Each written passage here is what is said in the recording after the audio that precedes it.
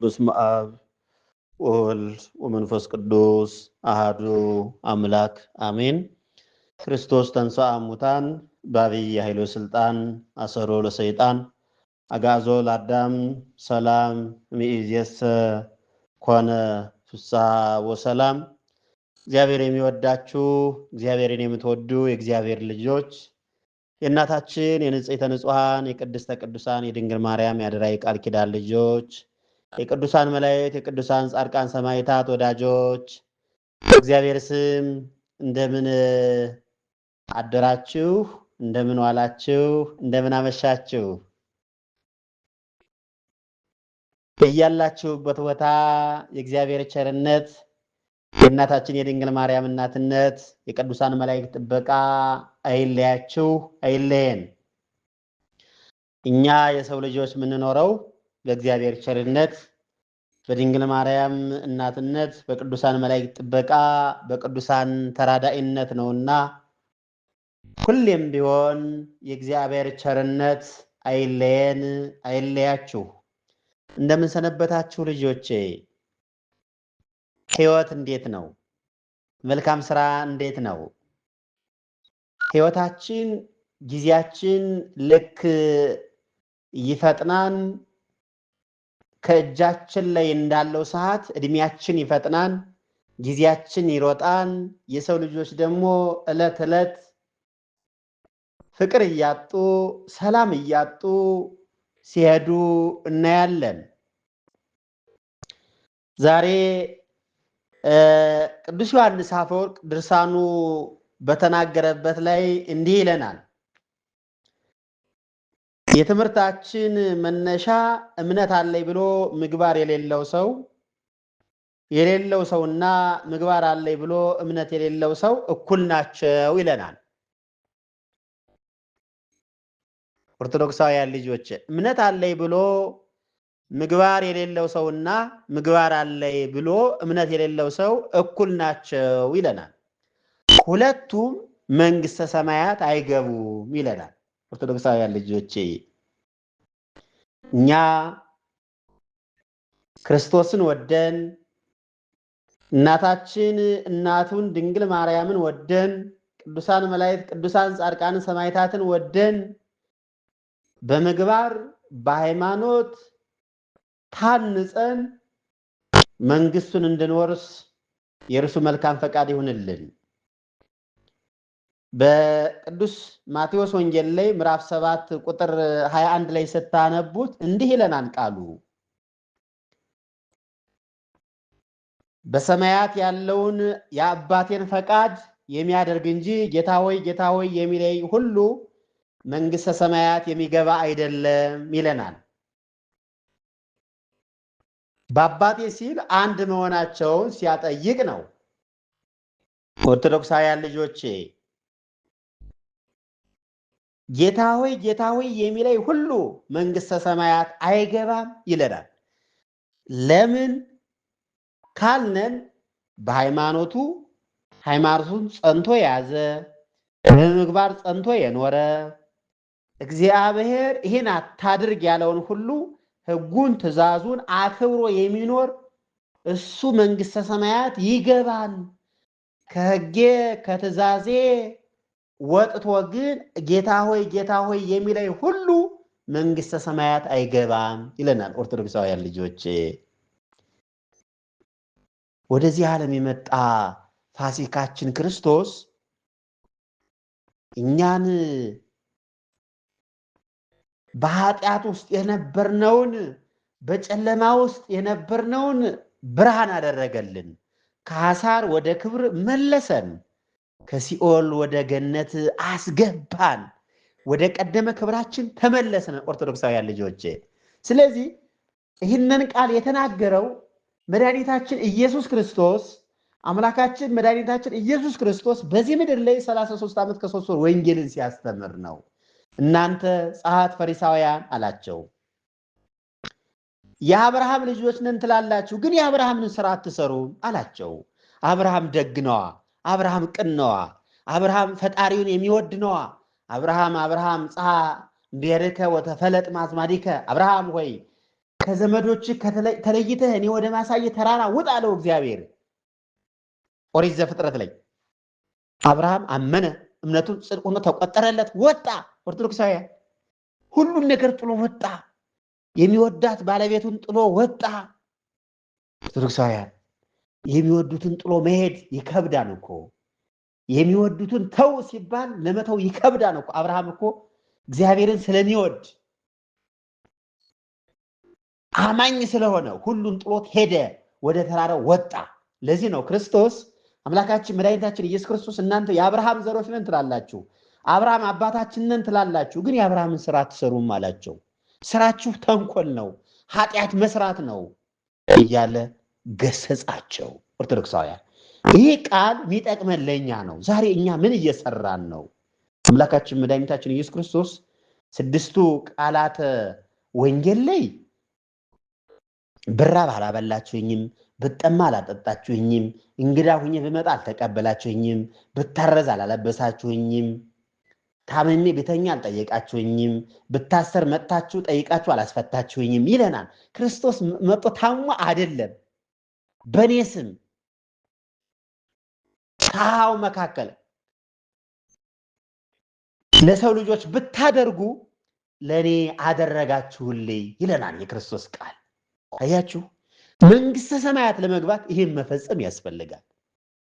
አትስረቅ፣ አታመንዝር፣ ያንተ ያልሆነውን አትመኝ ይለናል።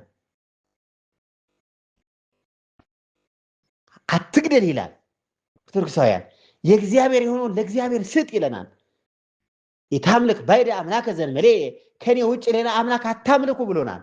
ይህን ሁሉ ከፈጸምነን በመድኃኒታችን በኢየሱስ ክርስቶስ ስም በአምላካችን በመድኃኒታችን በኢየሱስ ክርስቶስ ስም ዛሬ በሕይወት እያለን መልካም ስራ ከሰራን መንግስተ ሰማያት እንገባለን። ለዚህ ነው ቅዱስ ዮሐንስ አፈወርቅ በድርሳኑ ሲናገር እምነት አለኝ ብሎ ምግባር የሌለው ሰውና ምግባር አለኝ ብሎ እምነት የሌለው ሰው እኩል ናቸው አለ።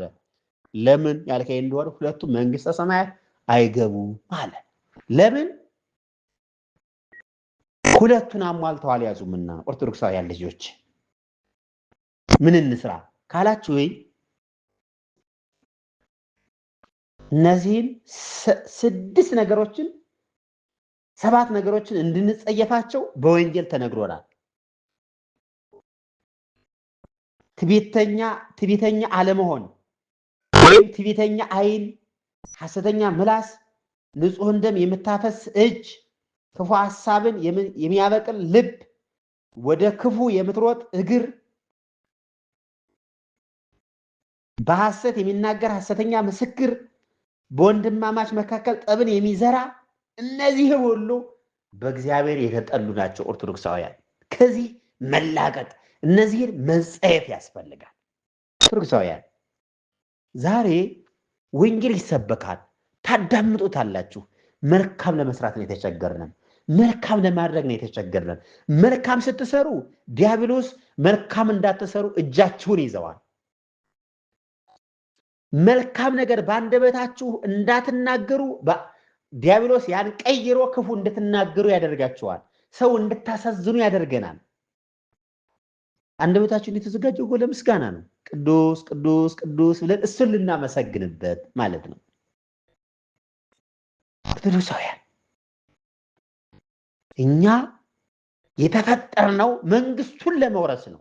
ስለዚህ ጌታ ሆይ እባክህ እነዚህን ነገሮች ከኔ አርቅልኝ ብለን ልንጸልይ ያስፈልጋል ማለት ነው።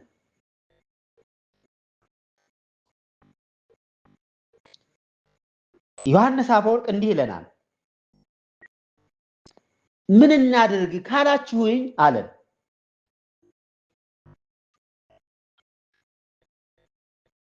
እምነት እንደሌላቸው ሰዎች ከመንግስተ ሰማያት ውጹዋን እንዳንሆን የእግዚአብሔርን ፈቃድ ነቅተን እንስራ፣ ተግተን እንስራ ይላል። እንግዲህ ልብ በሉ፣ አስተዋይ ልቦና ከሌለን መዳን አንችልም።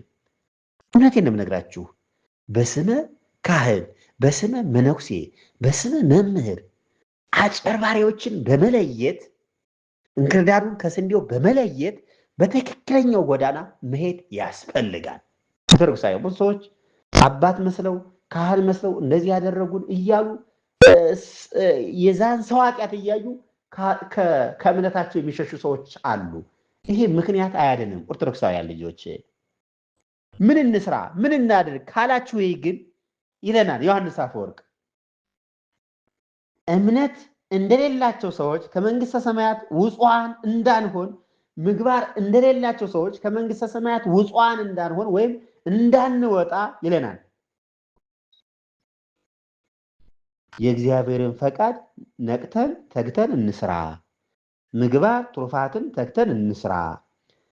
አምነን ልጅነትን ከተቀበልነ በኋላ ልጅነታችንን አጽንተን የምንጠብቀው ርስቱንና መንግስቱን የምንወርሰው ይህን ያደረግንን እንደሆነ ነውና ነቅተን እንስራ፣ ነቅተን እንጸልይ ይለናል። ኦርቶዶክሳውያን እኛ ስራ ሰርተን አንበቃም። ጽዋ ተርታችን እድል ፈንታችን ይህ ይሆን ዘንድ ከባህሪ አባቱ ከባህሪ ሕይወቱ ከመንፈስ ቅዱስ ጋር አንድ ያደርገን ዘንድ እግዚአብሔርን ቸርነቱን እንለምን። ኦርቶዶክሳውያን በእውነት አታግቱ።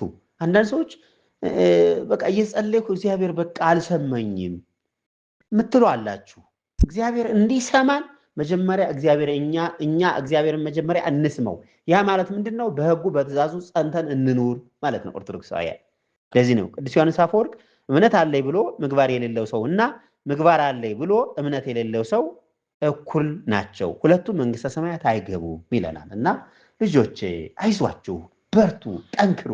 የዚህ ዓለም ሰው በዚህ በባለ ሃምሳ ውስጥ ጸሎት አቋርጥ ዝም ብለህ ብላ የተባለ ይመስል 24 ሰዓት ይበላል። እንዲሁ አንዳንድ ሰዎች በጾም ጊዜ ብቻ የሚጸለይ ምጽዋት የሚሰጥ አድርገው የሚቆጥሩ ሰዎች አሉ። ባለ ሃምሳው ደስታ ቢሆንም እኛን ከጨለማ ወደ ብርሃን የወጣንበት ደስታችን ቢሆንም ጸሎት ዓመት እስከ ዓመት አይቋረጥም። መልካም ስራ ዓመት እስከ ዓመት አይቋረጥም። ጌታዬ ሆይ እግዚአብሔር ሆይ ህይወታችንን ባርክልን፣ ህይወቴም ባርክልኝ ብለን እንጸልይ። በእውነት ለምኑ ይሰጣችኋል፣ አንኳኩ ይከፈትላችኋል ተብለናል። አትጨነቁ። ለምን ትጨነቃላችሁ? አትጨነቁ። ሁለመናችሁን ለእሱ ስጡት። እሱ ያውቅበታል መስጠቱን፣ እሱ መመገቡን ያውቅበታል። ሁለመናችን እኛ ለክርስቶስ ከሰጠን ኦርቶዶክሳውያን የሚያስጨንቀን ነገር አይኖርም። ዲያብሎስ ድል እናደርገዋለን። ዲያብሎስ አያስጨንቀንም፣ እንቀጠቅጠዋለን። ስለዚህ መበርታት መጠንከር ያስፈልጋል ማለት ነው። መንፈሳዊ ልጆች እና አይዟችሁ፣ በርቱ፣ ጠንክሩ። በዛሬው ዕለት ታስበው ለሚሉ ዓመታዊ የሆነ ወርሃዊ በዓል እንኳን በሰላም በፍቅር አደረሳችሁ ልጆች። ነገ የቅዱስ ሚካኤል ዋዜማ እንዲሁም የእናታችን ቅድስት ክርስቶስ ሰምራ የጻድቁ አባታችን አቡነ ተክለ ሃይማኖት ዋዜማ ነው። እንኳን አደረሳችሁ ለዋዜማው። ነገ ዋዜማቸው ነው ብዬ ነው ልጆች። ሌላው ጉሩብ ላይ ትምህርት ተከታተሉ። ሊፍት ብላችሁ አትውጡ። ሊፍት በመውጣት ውግዘት ነው። በእውነት ትምህርት ማዳመጥ ነው። አሁን እናውቃለን እኛ አባቶች ስራ ይበዛባችኋል።